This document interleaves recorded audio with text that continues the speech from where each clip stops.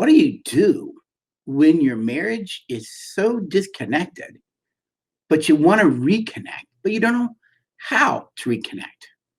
And that's what we're going to talk about. Now let's be honest for a little bit. All relationships are going to have their ups and downs. All right. I've been married 37 years, 37 and a half years to my bride, Luella. All right. Again, we met back in the early 1980s, 81. I don't actually know when I met her. I remember the first time I saw her. I don't really remember the first time that I met her. And we were friends for 2.5 years. She didn't want to date me at all during that time. And then through a series of events, which maybe one day I'll share as a live to kind of help you understand our journey and what we came through. But we ended up finally dating for a short period of time and got married. And we've been together all these years. However, we both had a lot of baggage from our childhood. All right. We both grew up at home with their addictions, where there's abuse and just craziness, divorce, multiple divorces. So, the reality is just because you have a PhD and 2 master's degrees doesn't make you healthy, just makes you educated, right? And so we were committed to making sure that we would not pass on a generational curse, if you will, of dysfunction, those kind of things to our children. But the thing is, we didn't know what to do different. We just knew what we knew, right? You only learn what you learn. And so though we loved each other, we really didn't know how to love well. We didn't know how to relate well. And so in those early days of marriage, though we loved each other, what was very clear on one level was that oops, hang on just a minute. I hope that didn't mess something up there. I was trying to turn the sound off on the keyboard, so please forgive me if I mess something up there. So anyways, what we ended up really doing was having to kind of figure it out, right? And there were times that we really, really were, emotionally just far apart. You can lay in bed next to someone. Excuse me. That's that COVID cough I told you about. You could be laying in bed next to someone and literally feel miles and miles apart from them.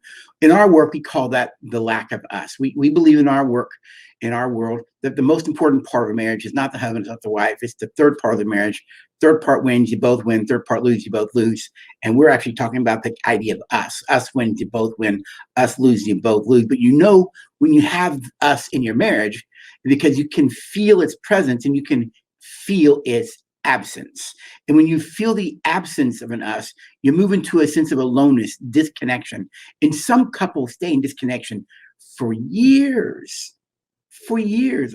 The worst 2 years of my marriage was 2004, 2005, and a little bit into 2006. We had a lot of things to work on from our own personal family histories. I had a father who I did not know was affecting me, and some unresolved issues there. Luella had some as well.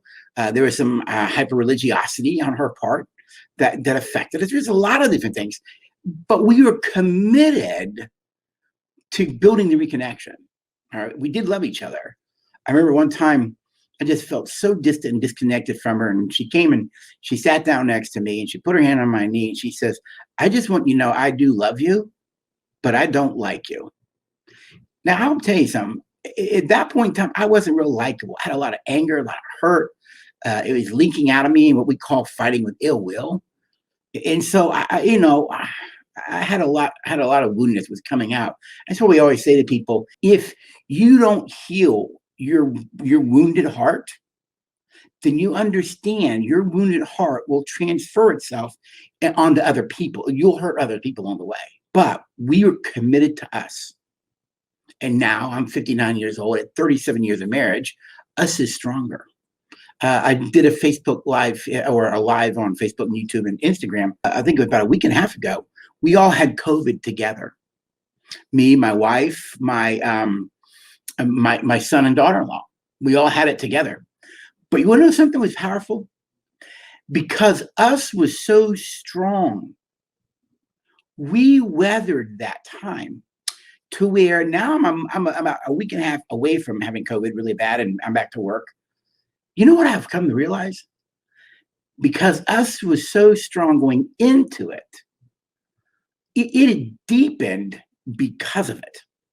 I mean, our connection went so much deeper, even with my son and my daughter-in-law. Though we needed our own space, that sense of usness in that togetherness, we battled it together. Wow.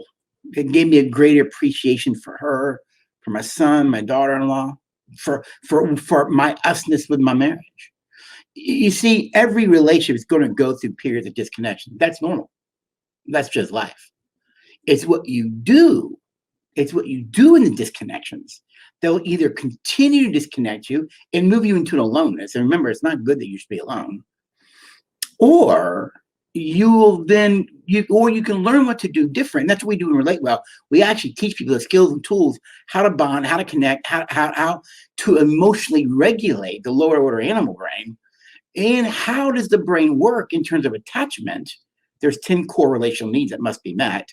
And by learning those principles, we are able to navigate through conflict in a way now that doesn't destroy enough that keeps us together. You know, the real trick, the real trick of a healthy relationship is when you can enter into conflict with your partner, and at the end of the conflict, your relationship is stronger. That takes maturity and emotional development. That's where my wife and I are today at 37 years of marriage. Now, in the early days, we didn't know how to do that, all right? And so when you're disconnected, that's a part of life. Relationships have their ups and downs. They have the valleys and then they have the mountaintops, right? That's a part of life. Don't be bothered by that. What matters is what do you do? How do you handle those times? And if you can handle those times based on what we call the 4 protectors of a relationship. Now, what are the 4 protectors of an us? You handle all things with goodwill, with respect, with empathy. It always, the message is I do care, and all of that through humility. That's the core of what we talk about in Relate Well. We call them the 4 protectors of an us: goodwill, respect, humility, empathy. I sought to live my life by those 4 principles in all aspects of my life. Why?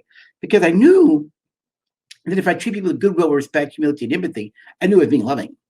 Because love never treats someone with ill will. It's never disrespectful. It's never uncaring. And love is about humility.